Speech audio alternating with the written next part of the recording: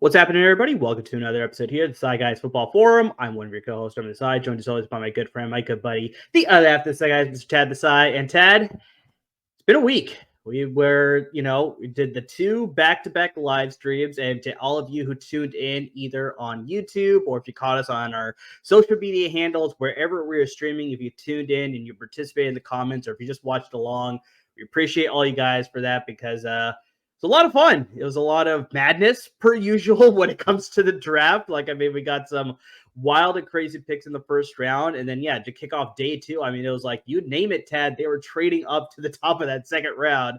We couldn't even keep track of it. My God. Like every single one, it was like, all right, what do you think about this pick? Never mind trade. It was like, exactly. Hold your analysis. We got to get to the next trade that just happened here. So lots of trades at the top of the second. But we had some good fun on day 2 as well. It was 8.5, close to 9 hours of live stream, guys. In case you didn't catch it and you want to go back and listen to the fun that we had, it is on our YouTube channel. So go and check that out. Even just a portion of it, I think it's good fun for sure. A good selling point of this, which is also hilarious, is so there were 4 of us. A shout out to Chauncey Talese and Alvaro, by the way. You guys were huge helps. It was a joy. Will Decker was a guest appearance at day 1 as well. So lots of great guests for sure. But for this specific moment, it was just the 4 of us at that point. We each reacted to the Michael Penix pick at a different time, which was hilarious. It was like Al first, then Chauncey, then me, and then it was you. And you had to be like, everyone shut up. And as soon as you said that, you reacted. I'm like, all right, we're all caught up. It was like, it was great. Yeah, that was the tough thing with everybody being on a different time as far as when the actual picks were happening and stuff like that. It looks like I had the longest delay, but it's a ton of fun. We got a, much needed break, Tad. Buddy, I love you, but 8 hours back to back was just a little bit too much. I know you were out there in Fort Worth with your good friends for the TCU spring game, so I know you needed a little bit of break after all that live streaming as well. So we took a bit of a break. I'm not gonna lie. So as soon as we were done with our day 2 coverage, it was about roughly like 8 p.m., 8:30 p.m. My time, and my friends have been outside drinking, playing games and stuff. Right. And one of my friends doesn't watch football at all. Well, shout out to Matt too. He made an appearance. Shout out to Matt. Thank you for that. That bought me at least 6 months before I'm bothered about that again. So my one friend who doesn't really watch football that much. First off, it was hilarious because when Matt came on, I took the break. He kind of looked at me. He was like, "So they're just they're just announcing names." And I was just like, yeah, I guess that is it. Just at the end of the day. That's what it is. But so anyway, so I'm outside after the draft is done for day 2, and he just looks at me and goes, "That's a marathon." And I was like, yeah, it is. It is quite a bit of an ordeal, but we do it for you guys because we enjoy it, and 100% we'll be back next year doing the same exact thing. Absolutely, you know it. We need to get a little bit of a break there, process exactly everything that happened, analyze what happened as well. And today's episode, we're going to give you guys a recap of that and just discuss, who probably came away as winners from the 2024 NFL draft as far as their draft selections, and then who came away as potential losers who came away from the 2024 NFL draft as well. Or otherwise known as, hello, boys, we're back. We're still doing the reference thing, right? Is that done? I think it was a little bit harder for me to sort of do that when we were doing the live stream, but keep it going. All right, okay, cool. Challenge accepted. All right, let's make it. But unfortunately, we tried to promote it, but they, I guess, decided not to do anything when it came to the NFL draft. But that doesn't mean that they have stopped with all of their betting for sure, because, we got the NBA playoffs happening still. We got the NHL playoffs happening. We got the MLB season going right now. You got a ton of things you can be betting on, and get it started with our good friends at Underdog Fantasy, because, they're just a great source to get into the betting, get into some fantasy football as well. Best Ball is a great, platform that they have there. So you just sort of pick your lineup, you draft your lineup way at the beginning of the season. You don't touch it. There's no trades, there's no claims, there's no nothing. You literally just set it and forget it, and it maximizes your top scoring each and every week. So it's good, and it's a little bit of a different strategy than your standard redraft and also dynasty leagues as well. So it's a lot of fun to get to that action. But me and Tad like to use it for their betting action. You make anywhere between 2 and 5 different prop bet picks across all the sports that I mentioned, including a bunch that I haven't mentioned. Tad, you can bet on cricket on Underdog Fantasy. Like, I mean, they got you covered. They got lacrosse our sport, as well. Our sport. Exactly. They got lacrosse. I mean, they got a ton of sports. I mean, whatever you're comfortable with, make anywhere between 2 and 5 different prop bet picks.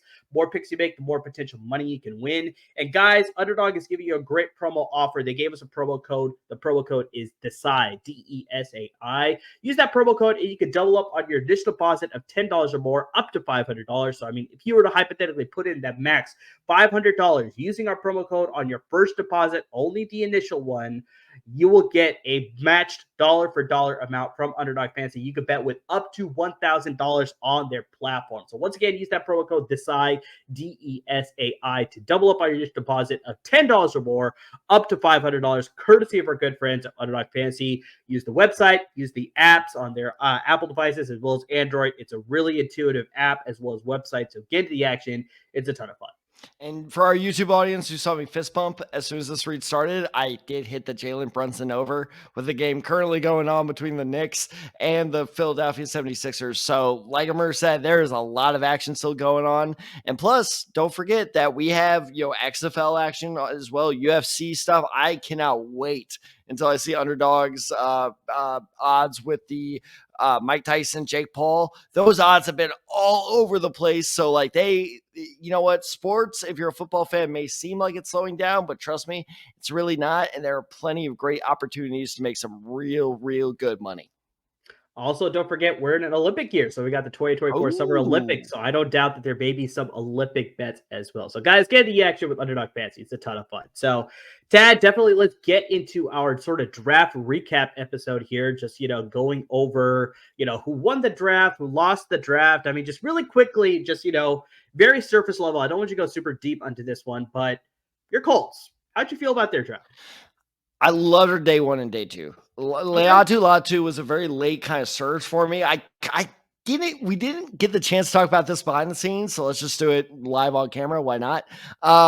You were a big defender of Latu for a while. I was kind of pushing back against you saying Dallas Turner was better.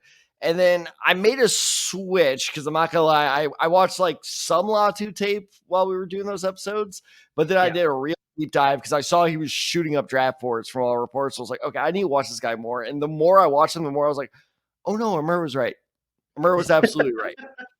And so the fact that we got a guy that could legitimately go top 5 without his injury history and be good. And I think I made this comparison on draft night. It reminded me a lot of the Robert Quinn tumble. Where I got asked this question so many, I still got asked this a lot, in the days following the draft. Are you concerned about the injuries? No, I'm not concerned about the injuries. The dude played 2 full seasons. He's fine. I'm not worried about the injuries at all. So, Latu, I really need to learn how to get that on the first try. I love that pick. A.D. Mitchell in the second round. I didn't even think. I literally made it. I was rewatching our day 1 live stream, and I made a joke about the Colts trading back into the first round to get A.D. Mitchell. We didn't even have to move off our spot to go get him. You traded down, if I remember correctly. We did. I was very upset about that. So no, day 1 and day 2 were great. I was underwhelmed by day 3. Not that it was bad. It was just like, it was fine. It was just okay. Fair. Yeah, with the Niners, you're definitely intrigued by the Pearsall pick, especially was that really a position of need there at the very first round? But, maybe that's sort of signifying a sign that either Deebo or Brandon Ayuk is possibly on the block. I mean, we'll see about that as far as what's going on there. But Pearsall, I loved his tape. He's definitely a great catcher of the football, great catch radius. And so it's very interesting to see how he fits in Kyle Shanahan's offense. Round 2, Renardo Green. I love this guy's tape. I was like, this is a very sneaky good, aggressive quarter who's not afraid to be physical, come in and be a run defender as well. So the fact that we nabbed him at the bottom of the second round, I was very happy with that pick. Dominic Pooty, I know you said you weren't a huge fan of his, but I mean, some of the stats that I saw, 0 sacks given up in 328 attempts as far as like pass attempts. I was like, that's something that you're not going to sneeze at. So I'm looking forward to see how that can improve our offensive line on the right side. Day 3, we got some good picks, safety, Malik Mustafa, Isaac Garendo, adding speed to this running back system. Like, I mean, that's obviously looking like it could be a very potential good complementary piece to Christian McCaffrey. And then, we got a good speedster receiver, Jacob Cowing. Went to USC with Jared Kingston, the offensive guard. And then, closed out with Data Bethune, a linebacker there. So we got some good picks there. I wouldn't say it was like a home run NFL draft for sure, but there's some really good picks I think could be immediate contributors for sure. But outside of our 2 teams, Tad, let's sort of get into some other teams that you think were bona fide winners. Like they had draft class that just like they can contribute right away, or they filled some immediate needs, or got some good depth, but just whatever it is, they won the 2024 NFL draft. So, I mean, look, of all the teams facing the most pressure going into the draft, you could argue this team faced like the most out of the entire league. And you know what? Credit where it's due. They nailed it. They absolutely nailed it. And, I've been accused of being a hater of this team in the past, and no longer, because if I was, I'd be miserable for the next couple of years, because I think they are well on the path to prolonged success. Chicago Bears. Man, I think they absolutely nailed it. I know what people are thinking. Well, they had the number 1 overall pick. How hard is that to nail? Ask the Cleveland Browns. It's hard. So I think obviously they take Caleb Williams. I think it's going to be interesting. I really was uncomfortable, I think is the best word, with that hit piece that the Athletic ran. And I don't think the Athletic did it in any type of hostile manner towards Williams. I don't think they published it to be like, this is going to hurt Caleb Williams. I think they truly just asked some NFL scouts and they told the truth, but it came out like a hit piece. Have you read the article that I'm referring to? Maybe, maybe not, but I do know a lot of people were just like, you don't know what you're going to get with him. A lot of people were sort of scared away with like his personality. Like, is that going to fit in a team's culture? So it's like, I'm pretty sure it might be the same article, but I'm pretty sure there was a couple articles, because obviously when you know who the first overall pick is going to be, you got to find news somewhere. And I'm pretty sure a lot of people were just sort of feeding this out there during the draft season. And that's exactly what the article reeked of, because it came out about a week or so before the draft, where he just is like, shit, we need some draft coverage, because they really need to shorten that gap between the combine and the draft. I'm sure that's going to happen. No, but it's also real funny, because I think Al was asking during the broadcast, it's like, do you think the NFL like tells them that you need to wait before you get the pick? And they say, yeah, we're going to give it 5 more minutes on X or Twitter or whatever you want to call it, where it's like clearly Ryan Poles says, oh, we have to wait 5 minutes before we can sort of send the pick in. So it's like clearly, it's exactly what the NFL. No, he called that. Raw, that tension, whatever it is, get the extra analysis or whatever. So it's like, I don't know why they do that, but yes, it is a thing.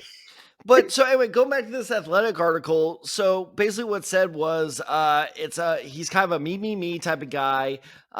He doesn't care about the team, but they lacked any real proof. It's more just like, oh, he comes off as a me guy. Right. Okay, maybe that's why he comes off, but is that the case? And the one thing that drove me particularly crazy was apparently several scouts said this, of like, this is a guy who lost against Washington, a better team, and he was crying his mom's arm after the game. Like, come on, man, that game didn't matter. Fuck that, dude. I want my quarterback that upset after a loss. I don't care if my team is 2-11. If he's that upset after a loss, I like that. Show me you give a shit, even if the season's a lost cause. Like that came off so weird to me. That it was. And keep in mind, I have been pretty critical of Caleb Williams since this draft process has started. I do not think he's the next Messiah, but he is unquestionably the best quarterback in this year's draft. So walk away with him, ignoring all the bullshit. They didn't take any of the BS trades that Washington was giving them. Fantastic move by Chicago. So I really think Caleb Williams is going to work out. I'm just a Justin Fields guy, so I hope like best case scenario, Justin Fields kills it in Pittsburgh and Caleb kills him Chicago. That's what I'm hoping for. The real magic of their draft started number 9. We had this debate before: do they go offensive tackle? Do they go receiver? Do they go pass rusher? I was convinced they were going to go offensive tackle or pass rusher. Offensive tackle, I wouldn't have minded. Pass rusher at that point, yeah. But the temptation was there for them. to go pass rusher, especially because we saw a historic run on offensive players in this year's draft, which, by the way, we have got to break that down later this offseason because that was insane. The patience and the understanding of we're not going to like knee jerk for like Dallas Turner. Oh my God, we got to get the flashy guy. Or Latu, even though Latu would have been an A+ pick as well, in my opinion. But they understood, look, our pass rush, while not great, is far from our biggest weakness. Our receivers look damn good, but damn it, Keenan Allen gets hurt a lot. He's old. So not only do you get an insurance policy for him, but you get his successor, both in the same player with one pick in Rome Odunze, who, in my opinion, had a fairly legitimate argument for the best receiver in this year's draft. And that is not hyperbolic. Is like I said during our draft live stream, is the one thing that concerned me the most rewatching Marvin Harrison Jr.'s tape was he really succeeds on mismatches against linebackers and safeties. But when he goes against a corner one-on-one, he looks pretty pedestrian. And before people start yelling at me of like, how could you say that? I'm telling you, go back, look at the tape. You know what? Screw it. We're going to add him in. No. All right, Al. No, you're in here now. No. You're in here. No, you are in here I just now. wanted to We're type free balling it. something I and don't get out. care. You're in here. You know how we do things. We're free balling this shit. All right, man. Al, have you had any chance to watch Marvin Harrison Jr.'s tape since the draft? Yes. Okay. Thoughts on my analysis, which is when he goes one-on-one versus a corner, does he struggle more than most people would anticipate? At times, yes, he does. And that was one of his biggest flaws is that when he's in man coverage, not man coverage, but when people press him, he has issues getting off of the press. But the thing that saves him is they said that he has one of the best recoveries in college football. So that's the thing. But it's the NFL, so you don't have that much time to recover. That window's smaller. Enough. All right, Al, before I kick you off the stream, real quick, one NFL draft winner, one NFL draft loser in terms of teams. I would say the draft winner is actually the Bears. I think the Bears did a really good job. Exactly who we were talking about. There we go. The Bears did a really good job. I would say the loser is the Carolina Panthers. I don't think they did anything to make their franchise better in this draft. And I know a lot of people are going to say the Falcons. We're spoiler for our listening audience. We're staying away from the Falcons. Okay. Everybody's talking about the Falcons. No, but listen. But hey, you can be our Falcons guy to say again why they screwed up. I'm not going to say they're screwed up. I'm going to just listen. I listened to what the GM said. The GM was confident in what he said. You said he was delusional on day 2. I did, but I did it when I went and did my research. I'm listening to what he said, and they're confident that they won't be at that pick ever again, and that they are really building for the future. Then I'm going to see I'm let it play out. I'm letting it play out. Sure. I have a friend. Every year we argue about the Cowboys and tell them how bad they are, and always eventually by week 7 I say I'm just going to let it play out. So at this point, I'm letting it play out. All right, who are you and what have you done with the dog of a man that was once Al? I want the ferociousness. Bring him out, man. Like, come on, they were stupid. How dare they? Come on. I had some chicken biryani and chicken tikka masala that was awesome today. There you go. And the naan was cooked in an actual tandoori. So I'm just in a good mood today. I had some good food, so I'm in a good mood. Hey, Indian food and Indian people tend to have that effect. That's fair. Good deal. Fair. Good deal. I was just coming to type shout out to Matt. Shout out to Max. He enjoyed himself. Course, He was like, wow, Al's a lot nicer than I thought he would be. I was like, yes. Good deal. I appreciate you guys. All right. Hey, and shout out to you again for joining our live stream. You were a huge help, so appreciate you. And I can't wait for the next one, man. Next year. See you guys next year. You know it. All right. So there you go. For the football man himself is not that Marvin Harrison Jr. is bad. I'm not saying that. I'm not like pushing it to the extreme. Just that like Rome Odunze actually has the opposite problem of that separation and press coverage. Is he is a super physical, like super gritty receiver, and honestly, he kind of plays a lot like a faster Keenan Allen at this point. So like I think that pick to kind of again set up either an insurance policy for the immediate future and a successor for the kind of more out there future was a great move. And then you go to, their next pick, which is the 3rd round, and Kieran. Why do I do this to myself? Hold on. I got this. I practiced this before the show. Okay. Amagadaji. I thought it was a Mega G. Oh, son of a bitch. The tackle out of Yale. Who, by the way, fun fact, if you rewatch our day 2 live stream, I totally confused him with Christian Haynes because I was so out of it at that point that like the dark blue hulking offensive lineman like just totally confused me. Yale also has dark blue, very similar to Connecticut. Exactly. And then like halfway through, I was like, oh, that wasn't Christian Haynes. Bulldog, Husky. Exactly. Yeah, there's a lot of overlap there. But to be fair, they were both my favorite offensive lineman sleeper of the entire draft. So I think that was an excellent pick because look, when you take Caleb Williams, you got to make sure you surround him with all the talent possible. So you take a offensive tackle. I said this on draft night that either pushes Braxton Jones, not for the starting job, but pushes him until Braxton Jones asks for yet another payday because his contract is up, if I'm not mistaken, in 2 years. Or some people say Kieran needs to play guard, and then okay, fine, Tevin Jenkins gets a little fire lit up under his ass. So either way, that was a great pick as well. Shout out to another friend of the show, Jay, messaged the show account after this pick happened, going, I wish so bad you guys were live right now. And I did too. The Bears did the thing. They took your guy. They took my guy. They took Torrey Taylor, punter out of Iowa in the 4th round. Look, I'm not going to say it was a good pick, but if you're going to do the stupid thing and draft a special teams player earlier than the 6th round, make sure he's damn good. And at least they did that. Over under 47 yards on average for Torrey Taylor per punt. I'm going to say over. He averaged 48.2. This dude nearly averaged 50 yards a punt. So if you're going to do a punter that early, fine. At least he's one of the best punters in recent draft memory. And then on top of everything, Austin Booker, the edge of Kansas. Look, you only have 4 or 5 picks in the draft. One of your positions of need, this one being edge rusher, is going to get the cold shoulder. But Austin Booker had 8 sacks with Kansas last year. So if you're going to give the edge rusher a cold shoulder, one, that was the position to do it in. Because it is an immediate need, but it's not your most dire need, if that makes sense. So Austin Booker, I thought was great value in the 5th round. Overall, the Bears are an easy A+ for me, even while drafting a punter. Yeah, I think the big thing when you have less selections, because they had 5 total selections, it seems like, in the total draft there. So obviously 2 in the 1st round, you got to capitalize on those. They did that with Williams and Adunze. Getting a project tackle who may shift into guard and Kieran Megaji out of Yale, I think that's a great pick in the 3rd round.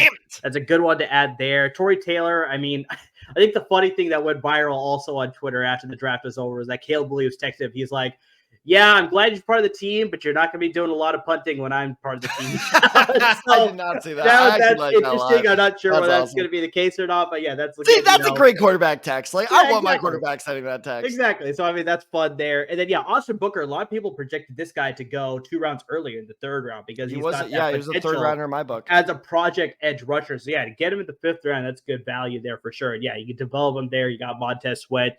Got some good defensive players there to develop there. So overall, I mean, they had one of the stronger drafts as well. I'm going to go to a team, Tad, that notoriously they do have solid drafts. And it's just like, we talk about the Ravens having good drafts, but this is another team also in that same division that usually comes away with good players.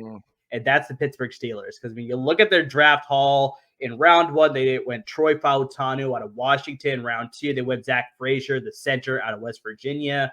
Round 3, I think, Tad, you were very excited about this one. Roman Wilson, the receiver out of Michigan, going to them there. Payton Wilson, they also went with him in a 3rd round pick, the linebacker out of North Carolina State. Mason McCormick, a developmental offensive lineman there in round 4. Logan Lee, a defensive end in round 6, and Ryan Watts, a defensive back in round 6 as well. So, I mean, the biggest thing that you look at here is that they upgraded their offensive line. And I know they have a pretty good offensive line because you look at what they did last year, Tad. They allowed the 9th fewest sacks in the NFL last season. And they also rushed for over 2,000 rushing yards as a team. They're only one of 13 teams to do that last season. But the bigger thing now is that you have a quarterback who built his life being a mobile quarterback, but he doesn't have that mobility anymore. And that's Russell Wilson. So we'll see how much of the rotation we'll see there. Maybe we're going to see some Justin Fields as well, but apparently they want to use him as a returner, Tad. I don't know if you saw that article earlier today, or might have been yesterday, but that's going to be very interesting to see if they actually go through with that. But Russell Wilson is just not the quarterback that he was, and so he's more chained to the pocket than he once was. And so you need to make sure that you're protecting him very much like you were saying, where it's like you protect your investment in Caleb Williams. Same thing you're doing here. You need to protect your current investment in Russell Wilson. And so you got to keep him upright. You got to two excellent additions of Bautanu and Zach Frazier. They're tough, they're experienced, and they got position versatility. That's the big thing too, because Bautanu can play a tackle or guard. Frazier can play at center or guard. I doubt they put him out at tackle, but it's like you still got flexibility. So it's like even if you keep them as depth pieces, in case there's an injury that happens, because it always happens in the NFL, you got guys that can sort of swap in. They can play guard. They can play center. They can play tackle. You got that versatility that's like you plug them in anywhere. You're good on your offensive line there. Roman Wilson, like we talked about, I mean, I know the Michigan offense didn't curtail to show that this guy is really talented, but it's like you see the skills there when they were throwing the ball to him. He's just a dependable receiver. He's able to get down the field pretty consistently, get open pretty consistently. You get a really good, dependable option that I don't doubt can probably find starting play in his rookie year, because my bet is he's going to be their number 2 guy by the start of the season. I don't doubt it. At least I think I could see him being a slot receiver for them too, because he's got that sort of ability to sort of do that. Because they traded away Deontay Johnson to the Carolina Panthers. Their current receiver room outside of George Pickens is Van Jefferson. Hasn't really materialized to anything. Denzel Mims, same thing there. Terrible. And Quez Watkins, also very same thing there. He's still in the league? That's exactly what it is. So it's like you got a guy like Roman Wilson who comes from a solid pedigree there at Michigan and is a solid contributor. I think he contribute very early in his career there with the Pittsburgh Steelers. Payton Wilson, I think it can develop into that linebacker that they hoped Devin Bush was going to be. Because remember, they invested a first-round pick into Devin Bush, but just unfortunately, that never materialized. He is now playing with the Seattle Seahawks. He's a Seahawk? At one point, he may be a free agent now again, but yes, he was a Seahawk for sure. At one point, I know he went there. I know the Steelers did sign Patrick Queen, but I think this is a really good 1-2 punch that you got there. You definitely need 2 strong linebackers in the league now. So you pair Wilson with Patrick Queen. I think you got a solid duo there at the linebacker position. You go day 3. You get some solid experience as well with Mason McCormick. I know he played at a smaller school, but that's why you drafted him 4th round. So it's like you see the potential there, but hopefully you can develop that and he can become a solid piece down the road.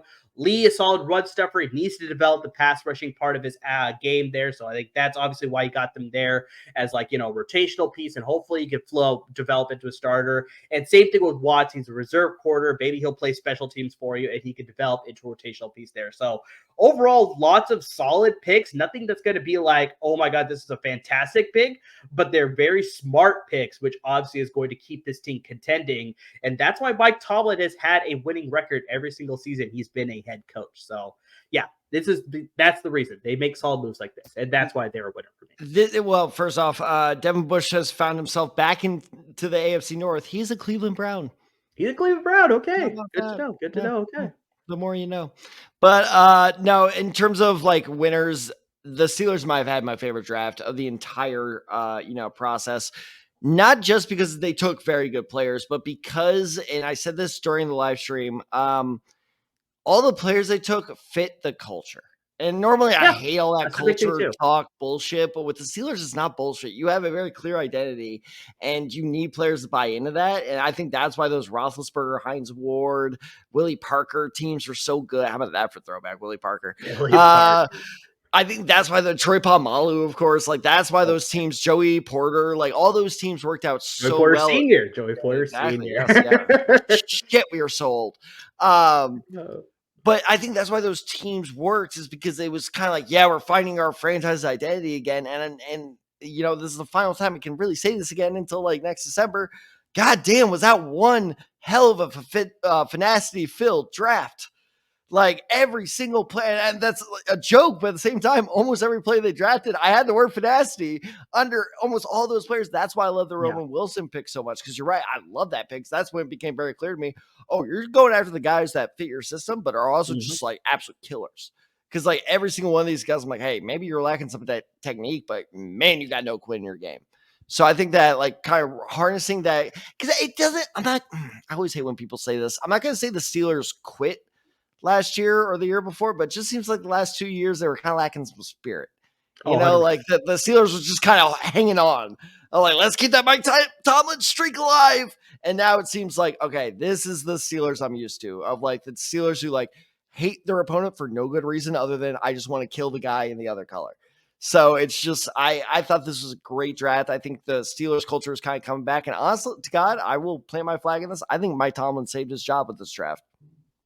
That's fair. We'll see how it actually plays out there. So really quick, Tad, why don't you give me another winner of the chat? My other winner was fairly easy to pick. It was actually surprising to pick, though, because we were calling them losers after day one, and that is because they willingly they willingly traded out, not once, but twice. And the second one pushed them out of the second round. That is the Buffalo Bills. I think we were all kind of sitting there after day one, after round one, being like, what are you doing there? Yeah. And man, I think it was a cost-saving move. I think they kind of sacrificed that fifth-year option with 32 overall. And if you're going to do that, you got to hit on every pick. And man, they got real close to doing that. Keon Coleman, the receiver out of Florida State, who I personally believe was the man they were targeting all along. I don't think they're going for Leggett. Might have been. So I think is it Leggett? How do you say it again? Leggett. I really hope this guy's not good because I cannot pronounce his name to save my life. But I thought Keon Coleman was a great pick because my whole thing was as a first rounder, I don't love him, but at 6'3", he has that frame to be a true number one receiver compared to guys who like Xavier Worthy. I just kept seeing mock to the Bills constantly. I'm like, I just don't get that because Xavier Worthy cannot be a number one overall guy. Keon Coleman, if everything goes right, absolutely. And by the way, I don't know if you saw, that man is a treasure. We have to protect him. Did you see his press conference? Yes, that has been going around the social media. It's so great. He offers a reporter like a cookie. And then they ask him, like, oh, you have a yellow jacket. Like, when did you buy that? He's like, did you forget I was on Michigan? And honestly, my reaction once that video was like, oh, yeah, that's right. I did forget, actually. But no, like, that dude's absolutely hilarious. Like, I am full aboard. Like, I want him to succeed. Then you go on to Cole Bishop. Not as great of a pick, but still a very good dual threat safety. Super aggressive. So I think he'll be a huge addition to a defense that just needs players.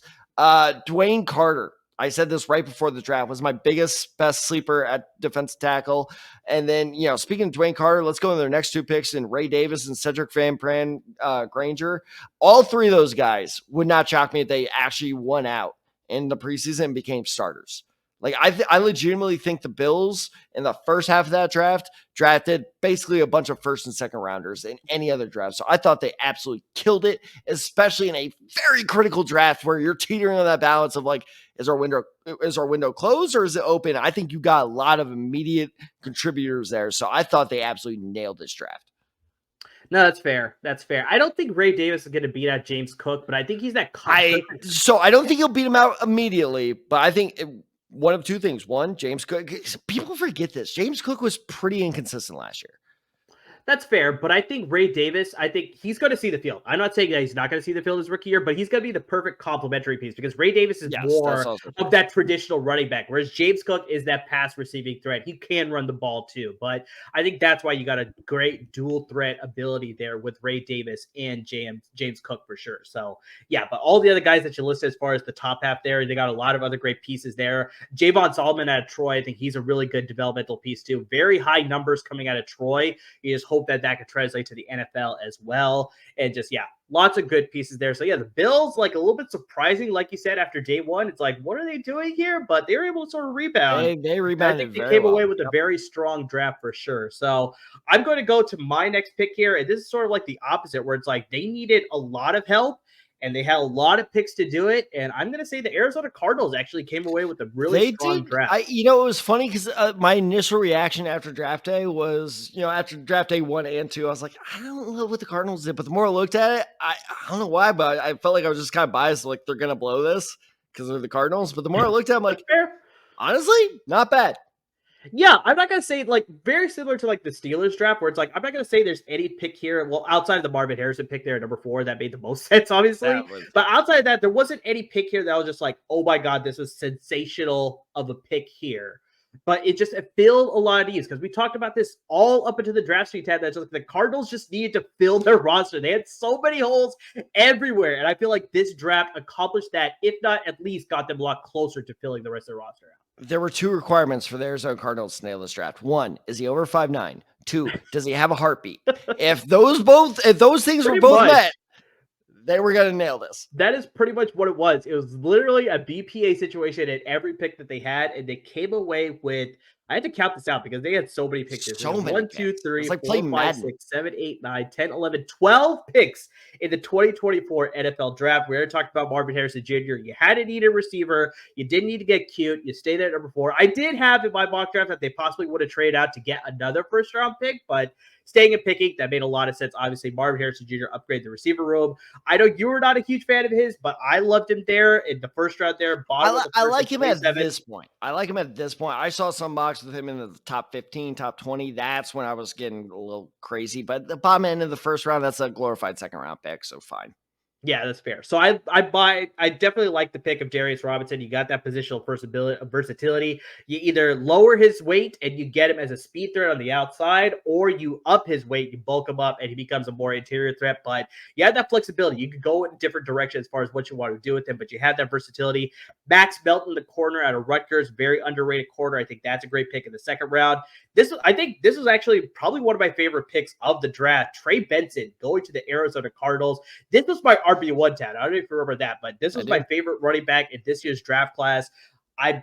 I still like James Conner. I think he's got good value, but I think Trey Benson is the future for sure. We obviously know James Conner just dealt with some injuries as well. So I think this is a side that's just like, this is a guy who could eventually be the lead runner for our backfield. I really like his addition. Just a great piece there. Isaiah Adams, I really questioned that one. Christian Haynes was still on the board, but they went with this guy at the guard position. But I liked a lot of what I saw when I watched the tape later.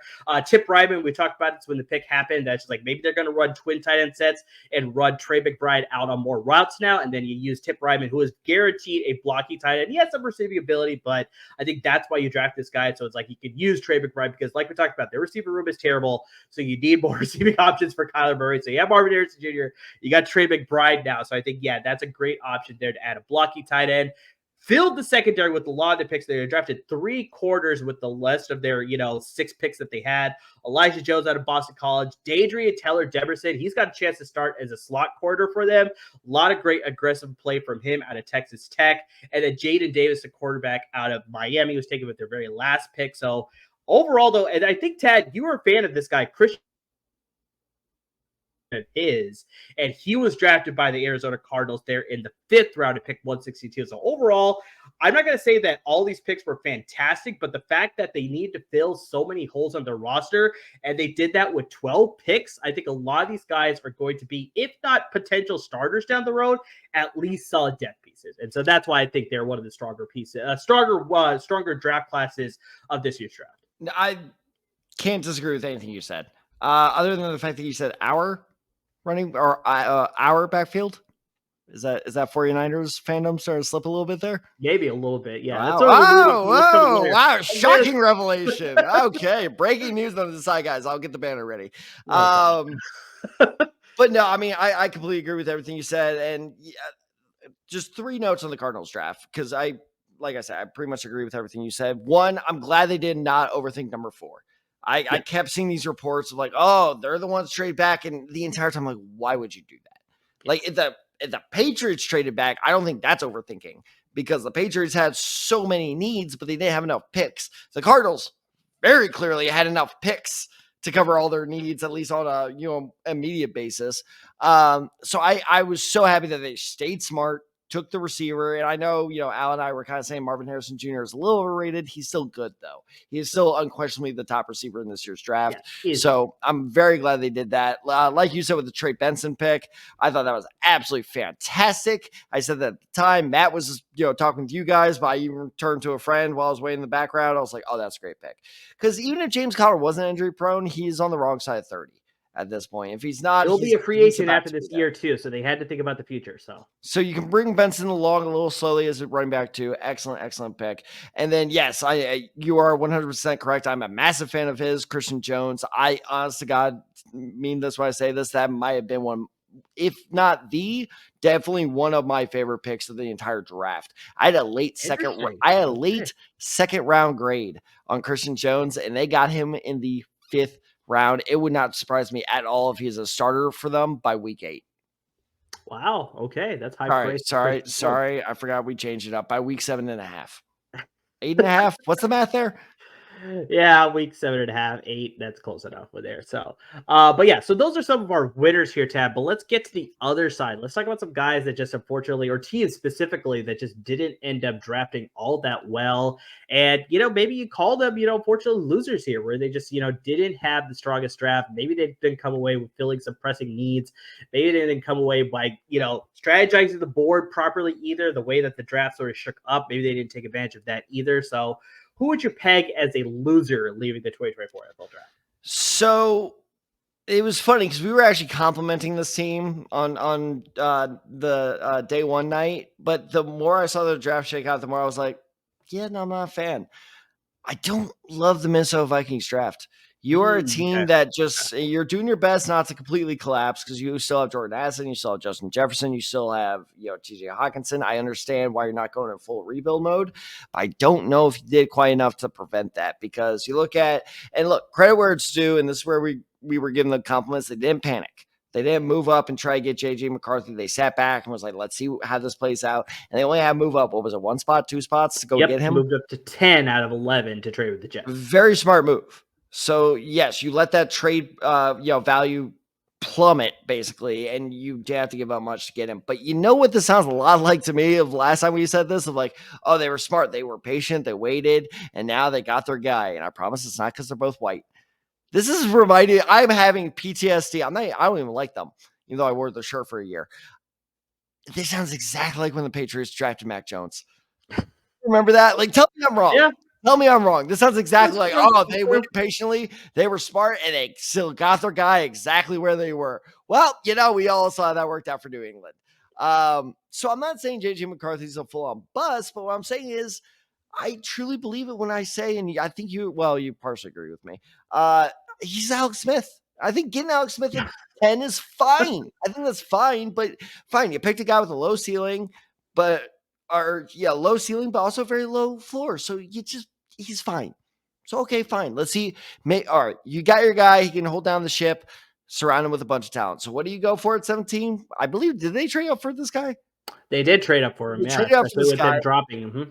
Here's the weird thing. You go polar opposite with the next pick when you trade up at 17 and get Dallas Turner, where his ceiling is sky high, but his cellar is like lower than hell low, where it's like this guy's either going to be fucking awesome or he's going to fucking suck. And I don't know which one it's going to be. But it's just very weird of like, you're going to both extremes. Like, just get a guy that can contribute. They don't have another pick until the 4th round where they take Kyrie Jackson, the corner out of Oregon. Fine. I don't love him. I don't hate him. I think he'll be fine. And also the Minnesota, trust me, if you want a hell of a trip, go back and look at all the past corners the Minnesota Vikings have drafted. They do not have a good track record of that at all. And that is coming from a TCU fan, Jeff Gladney. But yeah, who remembers that name? Then, Walter Rouse, the offensive tackle out of Oklahoma, Will Reichard. I think I'm pronouncing that right. But I think so, yeah. Excuse me for a second. I just need Stop drafting kickers. Stop doing it. Okay. It's stupid. No, punters are not okay. But if you're going to do a punter, at least it's a historic punter. That's the only time I'm going to be semi-okay with it. And even then, I said that was a weird-ass pick. But when it's a decent, not even good, a decent kicker out of Alabama. He wasn't even my top-ranked kicker. Joshua Carty out of Stanford was, who also got drafted, by the way. But, like, he was the first kicker off the board, and you draft him? What the hell is wrong with you? Like, that's your biggest goddamn I can't. Why do I always do this rant every year? Why don't teams learn? Jake Moody really got you guys that ring, huh? I'm sorry. You're catching strays. I'm sorry. You're catching strays. I'm fired up. It's just you guys were the last team to do it. I'm sorry. He made his kicks in the Super Bowl for what it's worth. That is true. I was actually very nervous about that. I'm not going to lie. Believe me, I was too, but he made them. He did good. He did good. So, yeah, stop drafting goddamn kickers. The center at Wake Forest, I love to bullshit my way through it. I haven't seen a second of his tape, so who gives a shit? I will say their 7th round pick is Levi Drake Rodriguez, defensive tackle of Texas A&M. Interesting pick. Oh, wait. Nope. Oh, sorry. Hold on. Oh, no. I'm so sorry. I left something out. It's Texas A&M Commerce. Dead serious. Look it up. Okay, Texas A&M Commerce. Okay. Anyone tells me they legitimately have an opinion on him, I am calling bullshit on that so fast. So no, like it just felt like a draft that was very important. You need some immediate contributors to prevent the rebuild phase from kicking off. I don't think they did it. Yeah, it was pretty questionable. I mean, you could argue that the first 2 picks in the first round, like, I mean, were they good picks? Were they bad picks? It's like you can go either way. You can go either way. Exactly. It was just they were both very risky. Yeah, I do agree that JJ McCarthy was the pick. They need to upgrade at the quarterback position, but yeah, I just feel like his ceiling is not that high. So it's just like, how much more can you get out of him for what you've already seen on tape? So it's like, yeah, I very much liked Alex Smith. After Jim Harbaugh had him and sort of traded him up and became the Alex Smith that we all sort of know from his Kansas City days, but. Yeah, it just still wasn't anything that just super excited me. There's a reason that they moved on from him to get into Patrick Mahomes, and he had the season that he had, and they are where they are, right? So it's like, yeah, he's going to get to a certain point, but then after like maybe 5 or 6 years, you're going to be like, all right, can he take us that next step? I don't think he can. And so, yeah, to take him 10th overall, it's like, yeah, that's feeling a short-term need. But by this short term, it's like, yeah, Kevin O'Connell might be gone by then, too. Like, I can see that happening with this sort of draft pick here for sure. Yeah, Dallas Turner, I told you about him already before we did our podcast, where just like, I saw the potential there, but just overall, just like, this is everybody's number one guy. There's a lot of times where I just didn't see the consistency enough. And so it makes me wonder. It's just like you said, betting it all on red. If it hits, you're going to look like a goddamn genius and everyone 100%. around you is going to be cheering. But if it hits black, you're like, shit. No, 100%. It's very much a, boom or bust type of prospect there where it's like, if he booms, it's like, you'll look like a genius. You got him at 17. It's like, why didn't anybody else take him? But if he totally fails, it's like, why did you trade up to get this guy? Because yeah, the potential was there, but he never realized it there.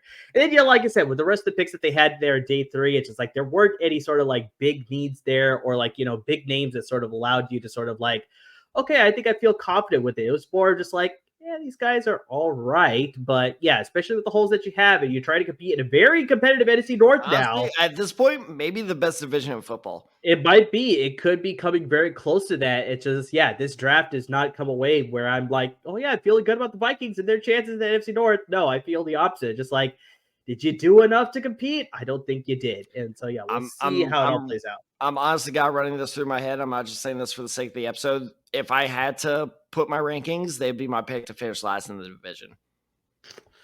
Yeah, that's safe to say. That's safe to say. I'm going to get to one of my picks here. This is actually a pick that Al made right before he left. Obviously, on broadcast right now. When you said that, I was like, damn it, Al. But yeah, the Carolina Panthers, I have them as, unfortunately losers from this year's draft because, I mean, we talked about Buffalo trading out of 32 to 33, and the Carolina Panthers were that team that traded up to 32 to get this guy. And I liked Xavier Legette. Believe me, he's a great pick. But just, did you need to get him in the first round? I can understand, the compensation was that bad, so I can understand as to why you made that trade up. You get that extra year on his contract. So it's like, I can sort of reason that one out. That's not so bad. The Jonathan Brooks trade in round 2, weird. That wasn't a pressing need to me. And the fact that you traded up to get this guy, you gave up picks later, you swapped seconds. It wasn't a very good trade either. It just like you signed Miles Sanders in the other offseason. I brought this up during the live stream as well. They're just like, this is a new regime. Maybe they're not happy with Miles Sanders and Chuba Hubbard. So that's why they went in this direction. They want a new, fresh player to sort of lead their system. So maybe that was the reason behind this pick. But still, it was just very much, there's a lot of great players still on the board at that time. And just like, I'm surprised that they decided to prioritize running back when, like I talked about, my bold prediction was, I don't think a running back was going to get taken until the 3rd round. I think this is a case where just like, I don't think they needed to reach here to trade up to get this guy. And just, yeah, Brooks, I like the talent, but just like overall, did you need to trade up to get this guy? I didn't see that ability either. Where it's just like, yeah, this is a good trade. Biggest thing also is just like, they didn't address the pass rush. We talked about this. They traded Brian Burns away, and they just didn't get anybody to replace him. Where it's like, you saw the Los Angeles Rams, where it's like they lost Aaron Donald to his retirement. They drafted Braden Fisk and Jared Verse. Now it's like not an exact replacement for him, but you're at least a step closer. Here, they took Jaden Crumedy, the defensive tackle at Mississippi State, in the 6th round. Tad, have you ever heard of Jaden Crumedy? No. Like, I mean, I hadn't heard of half their draft class. So that's not exactly inspiring. It's like you're trying to replace a premier pass rusher and defender of Brian Burns, and that's when you take a defensive line position, a front seven type of position there. That's a little bit questionable as well. I do like the Trevin Wallace pick, the linebacker in Kentucky. You do need to upgrade the linebacker position, so that's a good pick there. But still, just overall, the rest of their picks are just very questionable as far as just like the moving up for Brooks, trading up to get Xavier Legette. I can reason that one out, so it makes a lot of sense, but still a little bit questionable in some people's eyes. It just, not addressing pass rush. That's a little bit surprising to me, especially when you trade probably your best pass rusher and defender, Brian Burns, away just this offseason. That's also surprising. So that's why they're a loser for me. All right, I'll let you decide for me. How mean should I be with this? Well, be as mean as you want. Neither of us care about the Panthers. No, that's true. Well, I don't care about the Panthers, but I'm going to take a cheap shot at a player, and he doesn't deserve it, but whatever. Okay. So here's my issue with the Panthers is I've been talking all night about, teams that have faced the most pressure going this year's draft. And we were talking about this before we went live. A lot of these teams didn't do badly. Like even the ones that, quote unquote busted, there's still some takeaways. The Panthers low key were facing, some could argue, the most pressure going into this year's draft. Look, you just mortgage your future for Oompa Loompa at quarterback. And, a little short round over there is running around for his life, throwing to Father Time at wide receiver because he's the only one that can catch a damn ball. And, your defense, if you can call it that, is essentially just one of those throwing nets that you used at the Pro Bowl that was like, hey, how far can you hit that hole? Like that was essentially their defense. And you did nothing to help any of it. Like Legette, I get it. I'm not saying he's a bad player. I know he's your boy, but kind of like what you talked about, did you really have to trade him up? I'm wondering if that was, oh my God, Buffalo's about to take him. And again, I think Keon Coleman was Buffalo's plan all along. So yeah, you get that 5th-year option, but really how valuable is that if he sucks? So I didn't love that pick. The Jonathan Brooks thing, you hit the nail on the head. It was like, yeah, he's a good player, but why? Like you had so many other talent, like so many other needs, and there was so much more talent on the board at that point. It was like you could have done so much better. Like Bryce Young's problem last year wasn't the goddamn running game; it was everything else. Yeah, and so, exactly. Like, it's just, oh God, it just hurts. And also, they had like a historically bad secondary, and they barely addressed that. It was just like I maybe I don't think I'm being hyperbolic here, but it just really seems like the Carolina Panthers are very quickly turning into the new Cleveland Browns, where we're all just looking at them down in the dirt year after year. We're just like, you poor bastards. It's fair to say. They should have let their GM pick the pick. Yeah, it's fair to say because that was surprising. I thought they'd address their position of needs a little bit better than that, but they didn't. So, Tad, really quickly, why don't you give me another loser that you have? All right, well, unprompted, you already kind of did this, but I'm going to push you a little further. Defend yourself, sir. Your 49ers had a shit draft, dude. I'm sorry. Okay. They were terrible. So, okay, you're at 31. Receiver was kind of in the rumor mill because of everything, surrounding Ayuk, surrounding Debo. Yeah. Like, I totally would have understood if you went receiver. The hell did you have to go with Pearsall for? Like, that made zero sense to me. And look, I love Pearsall. Go back to our wide receiver episode. I named him as one of my favorite sleepers. But you know what makes a key sleeper? He doesn't go in the first round. Like, it made no sense to me. Like, look, if you had Pearsall that high on your board, I get it. But there's no way in hell Carolina was not calling them as well. It's true. So take that trade. Gather up assets. Like, I just don't understand why they panicked. We're like, oh no, this dude's going to be gone. Like, no, you could have, for fuck's sake, we said at the beginning of the episode, the amount of goddamn trades that happened in round 2, you could have moved up in round 2 to go get him. Like, I think that was a very, like, kind of panicky move. I almost wonder if they thought Xavier Worthy or somebody else was going to be there. They were just kind of like, shit, who's the next best athlete? Who's the next best athlete? He's small, he's white, great, take him. And it was just like, that's kind of what happened. Like, it just, otherwise it doesn't make sense to me. On top of that, this is waving the white flag. That's sending a very strong message to Ayuk and Debo. We're good to get rid of one of you two. And I know some people may be like, good, take the stand against them. That's fucking stupid. You had Brock Purdy on a cheap ass contract.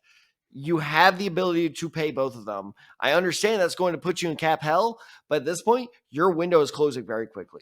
So get them both locked down, make them both happy, and get your ass back to that Super Bowl where hopefully Patrick Mahomes gets killed in the AFC Championship because of his shit offensive line, and you don't have to face him again because clearly you can't beat him. So, like, I think that was a massive mistake waving the white flag in multiple ways.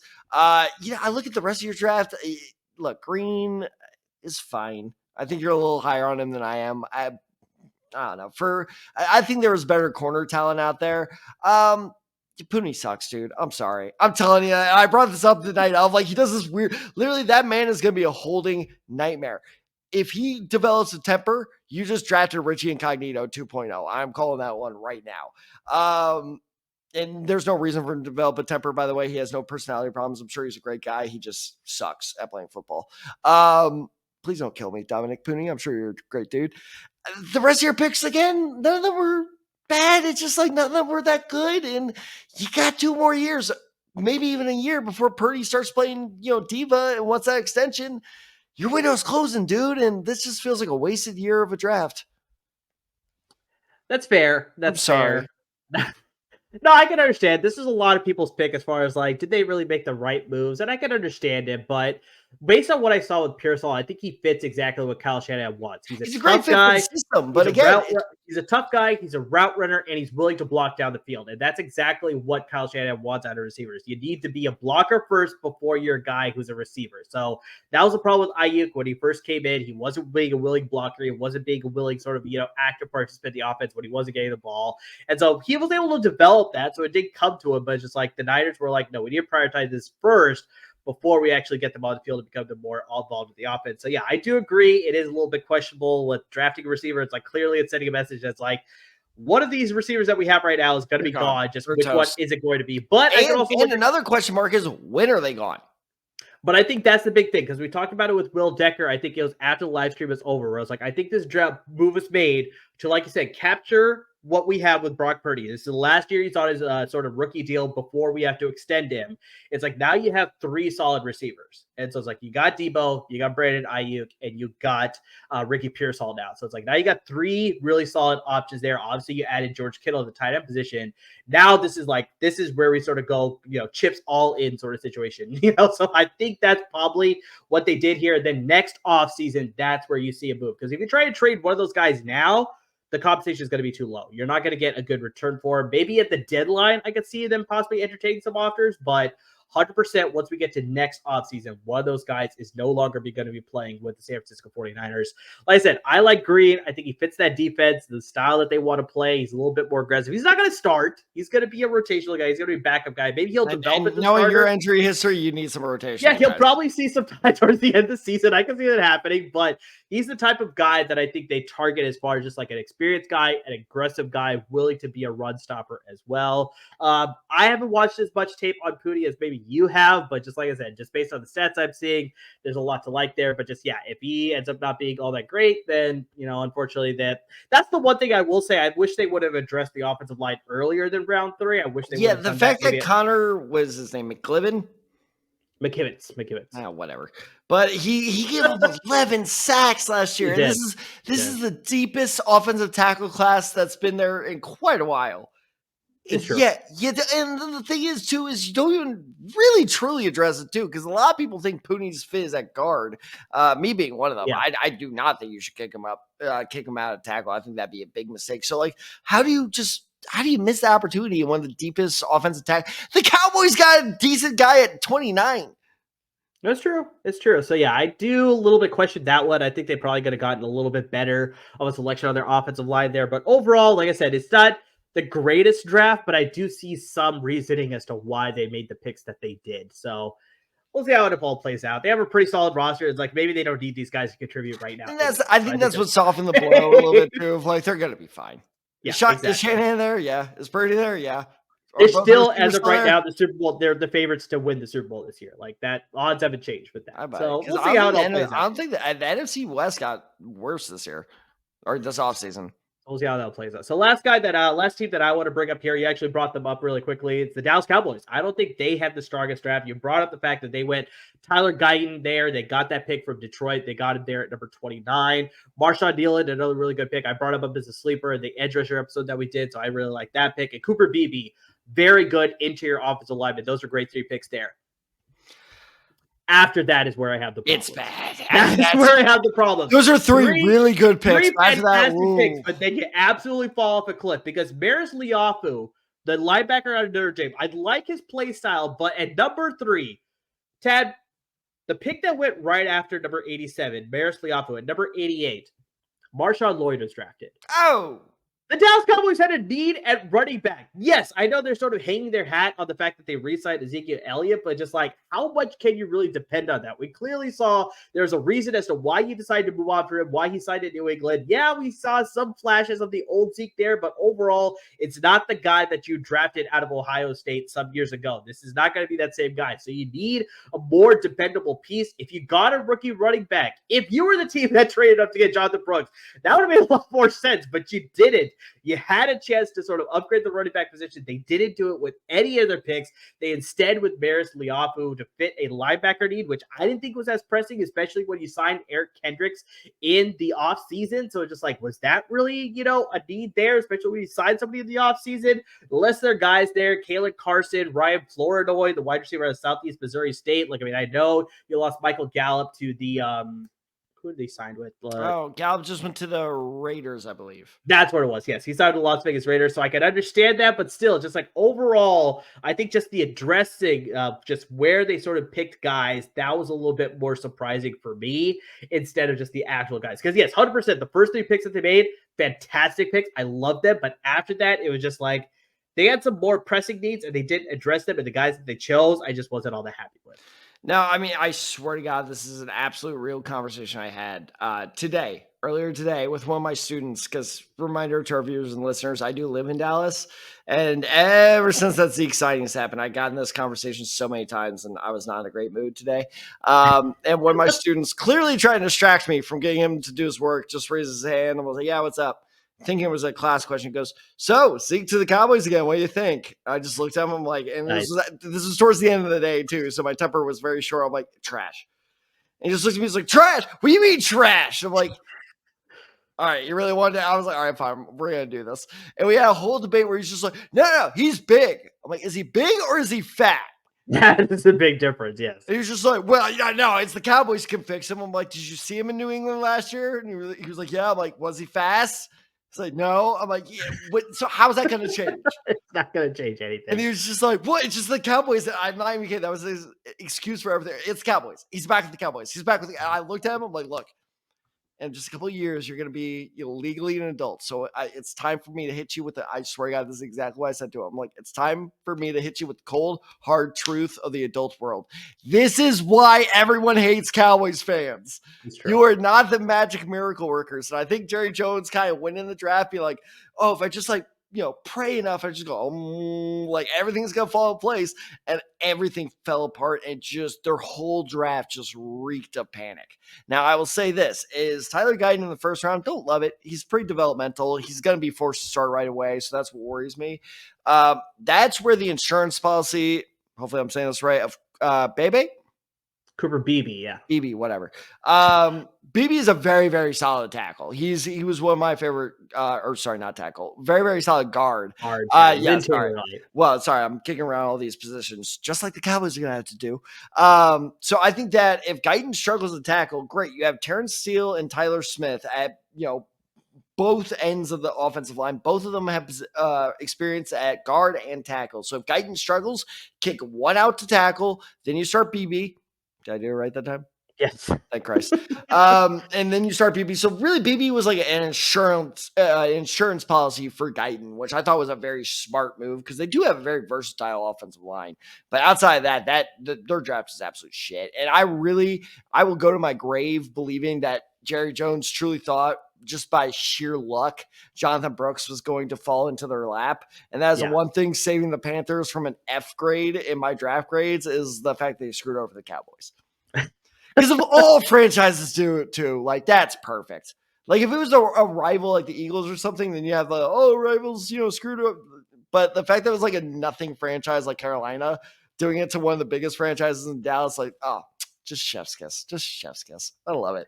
Exactly. So, guys, those are our 2024 NFL Draft winners as well as losers. We'd love to hear your thoughts as far as what you think about our picks. If you have your own picks, I mean, please interact with us on our social media handles. You see it come across the ticker below there. You got me at on the side 23. You got Tad at Tad side 94. Got the show handle at the Aside Guys, and of course on Instagram at the Aside Guys as well. So interact with us. We had a week to process it.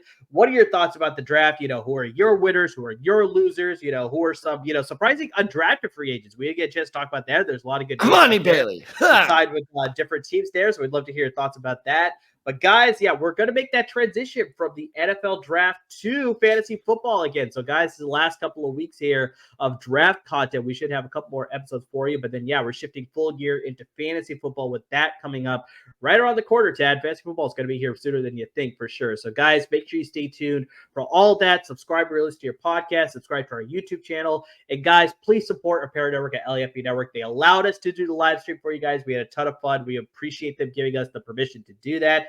And we appreciate them giving the position to do it next year as well. But also go to their website as well as following all their social media handles and their podcasts, because they're giving you a lot of great content when it comes to the Rams and the Chargers at the professional level, and the Bruins and the Trojans at the college level. So lots of great content. We had a lot of great guests come on from those respective platforms to come on our live stream and our podcast. We appreciate all of it. But to everybody who's already listening to the podcast, interact with us on social media, who's watching the videos, who watched the live stream and interacting with us during that time, but just anyway and everything that's just supporting the podcast, we really can't thank you enough. And Amir said we're just right around the corner from, going back to fantasy football. By right around the corner, our very next episode is fantasy football centric. Very true. But here it's both my loves are meeting up. It's great. It's like when your girlfriend and your mom get along and you're like, sweet, and you're just like, you hit the jackpot.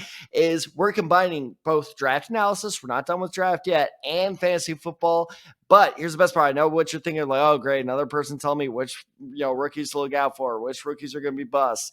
Yeah, we're going to dip our toes in there a little bit, but we're also going to be talking about how these rookies that are coming into their new teams affects the veterans. All right, Ladd McConkey is now the new, probably go-to slot receiver in for the Los Angeles Chargers. Does that mean Justin Herbert is a stay-away candidate? Xavier Worthy is now in Kansas City. Is Patrick Mahomes back in QB1 territory after a horrific fantasy season last year? That is the type of stuff we're going to be touching on in our next episode, so be sure to tune in for that. We will be taking any suggestions you guys have. No promises they land on the episode, but we will take suggestions, so drop them on Instagram, drop them on Twitter, drop them in the YouTube comments of this video. We will take a look at them because we're not dropping another video until next week. So you have a couple days to get those comments in. Let us know who you want us to talk about, because some of you are in dynasty leagues coming up with some drafts pretty soon. We're here to help. So fantasy football is back. And plus, like I said before on the live stream, game shows are back, baby. We got to do something to fill up May and June. So hit us up with those ideas. Let us know. We'll keep you interested, because God knows we're running out of ideas because we are tired. So help us out as well. But as always, everyone, thank you so much for listening. Thank you so much for watching. And please stay safe, everyone.